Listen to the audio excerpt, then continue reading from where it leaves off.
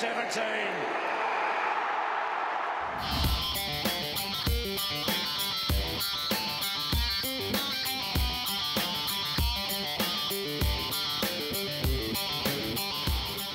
Well, hello Bomber fans, welcome to the Friday footy panel. The bye for the Bombers this weekend, so no Essendon footy this weekend, so it's mid-season review time, joined of course by Scotty Lucas, and one of the best analysts in the business, and a man that knows the Essendon Footy Club better than most, Robert Shaw. Hello boys.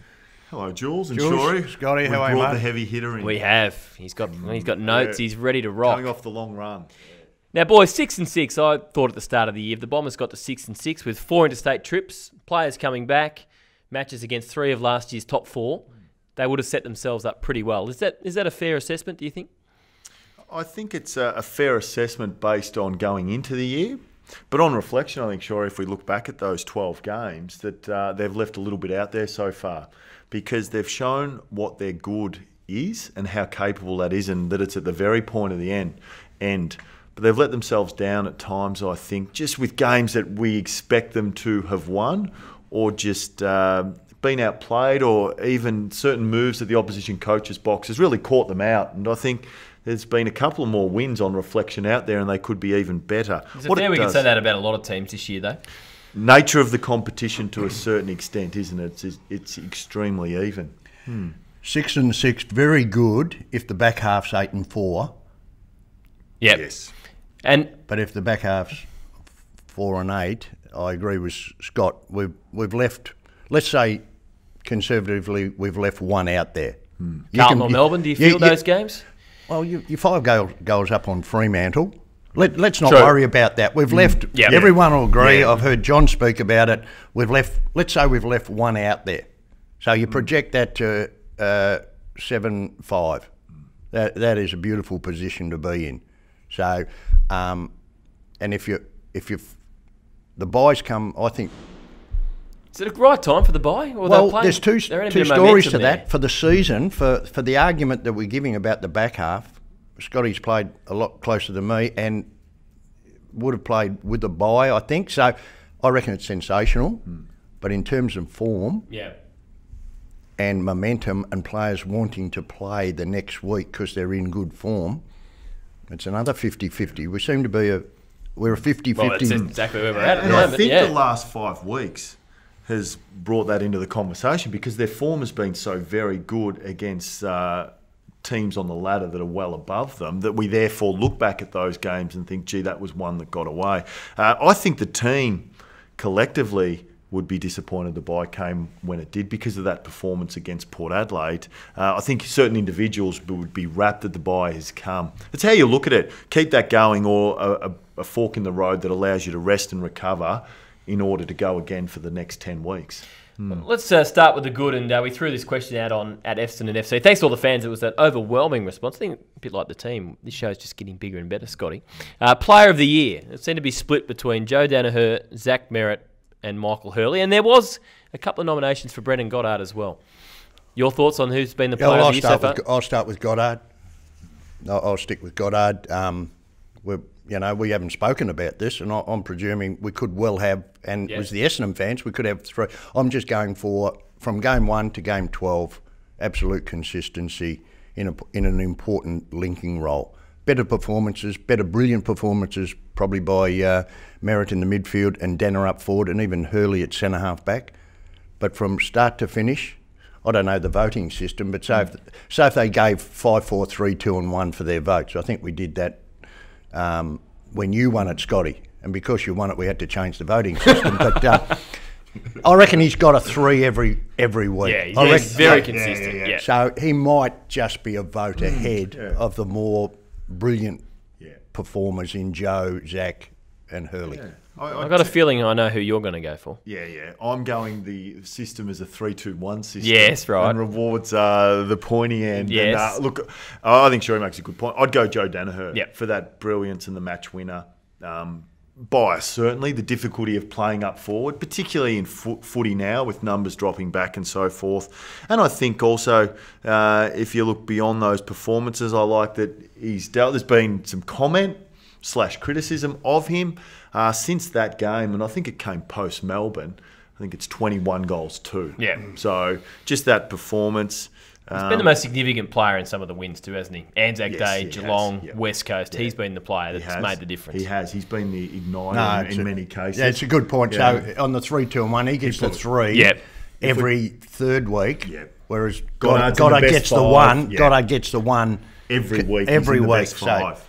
Be interesting. Yeah, it's and going I to be tight. think that'll add, and I'm keen to get your thoughts, Jules, but if we talk about one of the best key backs in the comp, one of the best key forwards, one of the up-and-coming best mids, we should have a high level of expectation on that team. When you've got pretty good bookends, it's just that midfield that we need to build the collective group of that. That's the area of the ground. Yeah, that's why I think Zach Merritt's the player of the year so far. I think that's the weakest part of the ground for the Bombers at the moment. He's kept his form up from last year. And I feel like he's taking more risks in his game. He's going for those more risky kicks. They're not always coming off sometimes, but when they do, it really opens the play up. So for mine, Zach Merritt's probably been the best player so far, but you can throw a blanket over those 4 that we've mentioned. Yeah, absolutely. No doubt about it. And what about surprise packets? This is another question we threw out. There was a lot of names came up here, particularly over the last month. Connor McKenna. Some have been pleasantly surprised by Josh Green. Fantasia, we all knew he was a good player. Some didn't realise he was this good. And obviously Andy McGrath was the other one. Everyone thought he was going to be good, but he's taken to like a duck to water. Who's been on a positive side, the surprise packet for you this year? I could see McGrath having that sort of year, having watched him quite a bit last year, and sure he would have watched him more. Based on commentary pre-season around where does Tipper play, there was debate around him as a back or a forward. For him to go forward and play the sort of football up there, pressure he's applied, goals he's kicked, I'll go Tipper, but there's quite a few in the conversation, Fantasia as well. Shorey, for you? I'll look at the group. I know you said the player, but I'm sort of leaning towards Scott. Since Darren Buick, we have not had crumbing forwards, and now the total chemistry and dynamics of our team has changed totally because of the combination of the 3 smalls. You know, we had, I know we lived in the past a bit, Scotty, but Gary Moorcroft, terrific player, Darren Buick played on the ball. So we've always had those sort of players, but there was a span of years where we just couldn't kick a goal from a crumb. So I'm saying the combination has come quickly, sort of out of the blue because of what Scotty said. You know, at the start of the year, why take a strength to plug a weakness? That's Tipper Woody, at half back, who, you know, was just outstanding at half back. But with Bagley coming back, the evolution of McGrath and the promotion of McKenna, which is still a work in progress, mind you, great runner, still issues in game awareness around congested areas, you know, so, but been terrific. So that's the luxury of those 3 boys up the field under the big blokes. And that ties in with how the game has gone, hasn't it? We look at a couple of teams, particularly Richmond this year, and how they've restructured their forward line. They've gone smaller. They've gone, as an example, as a team that were very poor time in forward half to being outstanding because of the forward pressure that those small forwards have applied. So it's a really important role within clubs, and the value is only increasing. He's nailed it, because if you really closely go through the games and analyse, when those 3 boys have had poor tackling games, we've lost. Yep, and they've had to be, and that puts enormous amount of pressure on them, because to play high half forwards up and back, chase up, run back in, turn over, chase again, apply a tackle, it is incredibly difficult, and that's why you get the inconsistency in that area. But it's nearly black and white, Jules. When they have great pressure games, we win. And they've had to be efficient in the forward line, haven't they? I mean, they're 4th in scoring, but let's go through some of these numbers here, which shows if the midfield can get a bit better, the potential this team's got. They've been 12th in contested possession. This is differentials. 16th in clearances, 14 for inside 50s, conceded the 2nd most inside 50s, and tackle numbers 2nd worst in the competition. So I guess the onus is on that midfield group to lift. And those numbers tell you why, don't they, Shorey? The inside 50 differential is where it is. When the ball's in dispute, too often it goes the other way. Or they don't lay the tackle that prevents the opposition progressing their ball movement. Or the tackles are down in the forward line, so it comes in and then pings out too quickly. So they're numbers that you can look at that actually do show the true reflection of where the team's at. What they've been very good at, and had to be, their one wood, has been their forward line and their ability to get it in, and when they do, they score more often than not. So you're taking credit for the forward line? No, not taking you credit. Are, listen, the back line have held up under, yes. Yeah, they've been very good. Have the weight of numbers of the most inside 50s and to stand up as a back six.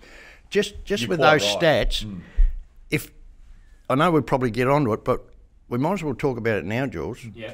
There is now a template for performance, right? You've looked at all the negatives. Look at the positives from the Port Adelaide game. They had 70-plus tackles, right?